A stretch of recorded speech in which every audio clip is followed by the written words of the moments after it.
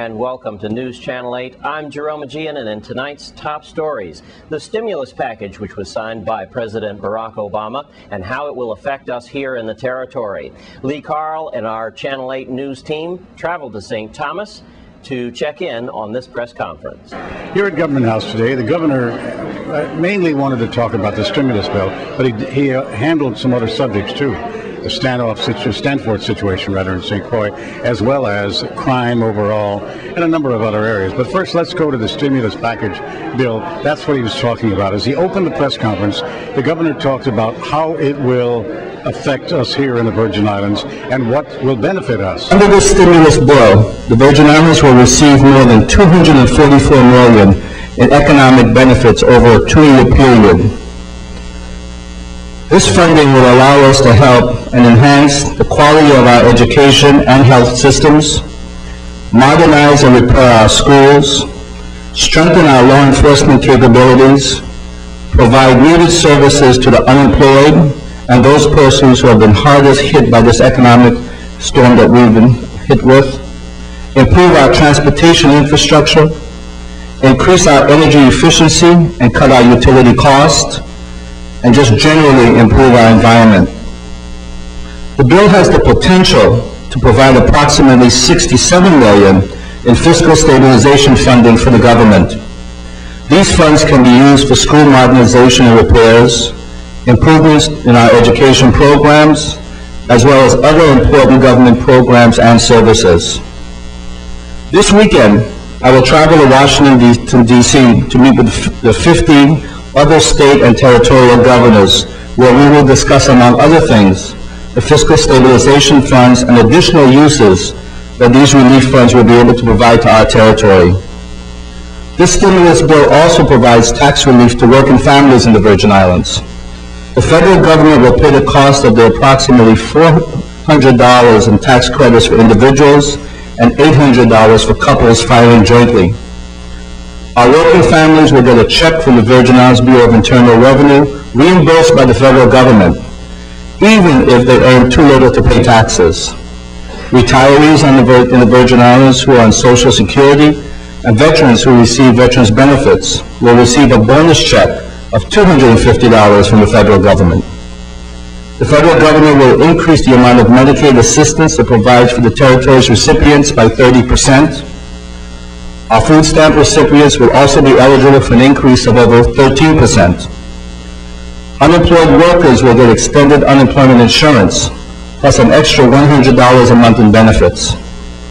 We will receive over $30 million to make our energy systems, our homes, our offices more efficient and less reliant on fossil fuels.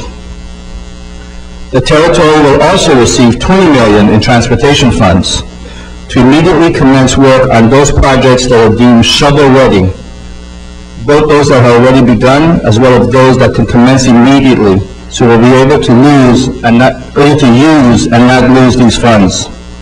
I'm hoping to use available funding from the mass transit funds to provide shelters for those who today wait for our buses in the sun and rain. The Virgin Islands will also receive $10 million to repair and improve our public housing. In addition to the areas I've listed, there will be more competitive opportunities for governmental instrumentalities and our local nonprofits to seek additional funding that has been made available through this bill. Commissioner Finch of the Department of Human Services will be holding a meeting of all local nonprofits to review the opportunities within the bill, and I encourage our local organizations to participate. But I want to be clear, this bill does not solve all of our problems. The stimulus money will help us in many areas from education to public works, but it will not ensure that we meet our most basic funding needs. This bill is the start of something new and something, quite frankly, breathtaking.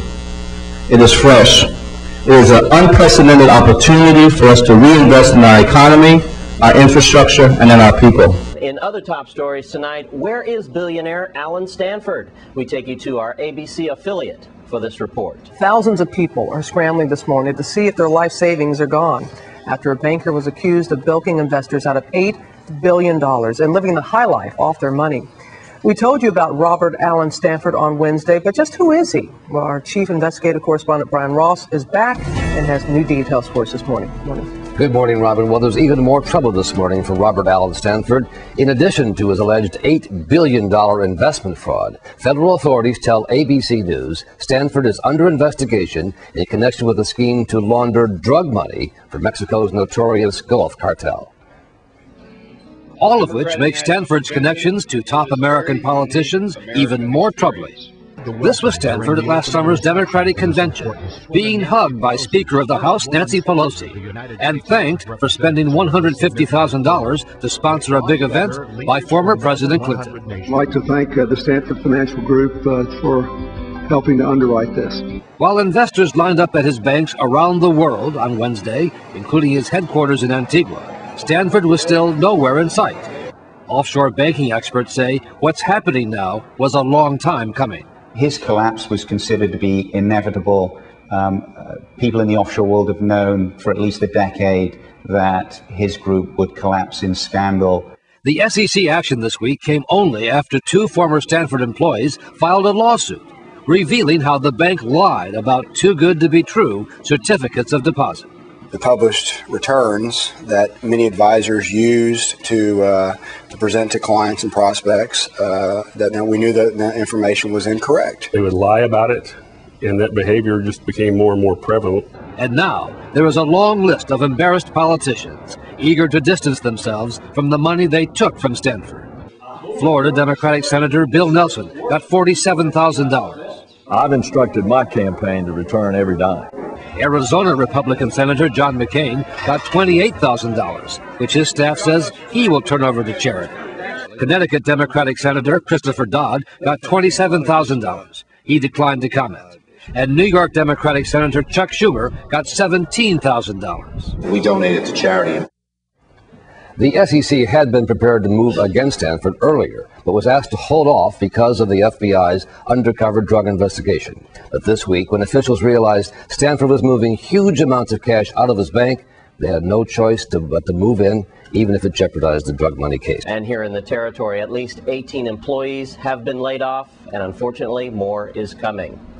At the press conference earlier today, Lee Carl did put the question to our governor as to how he felt about the Stanford situation. We go there now. I asked the question regarding the Stanford situation, if the governor would speak to it, and specifically how he felt about the matter. There's no doubt it's going to cause more scrutiny.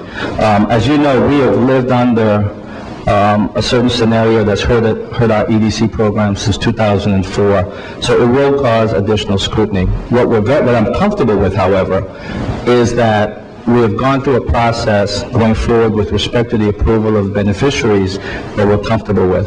And right now, as was shown by what the EDA has done, particularly with respect to this, the problems that Stanford is going through, is that they were able to, he had not executed the benefits, and they're now working in conjunction with the SEC to make sure that everything flows smoothly. But again, it will have an impact because it will, in fact, bring the Virgin Islands to light, and we will address it as we have been periodically, both with Treasury and both with our congressional friends. In St. Thomas, Lee Carl for News Channel 8. More highlights from that press conference will be forthcoming from News Channel 8, where Lee Carl asked questions of the governor such as crime and education in our territory. In the meantime, stay with us on News Channel 8. We have more news after the break.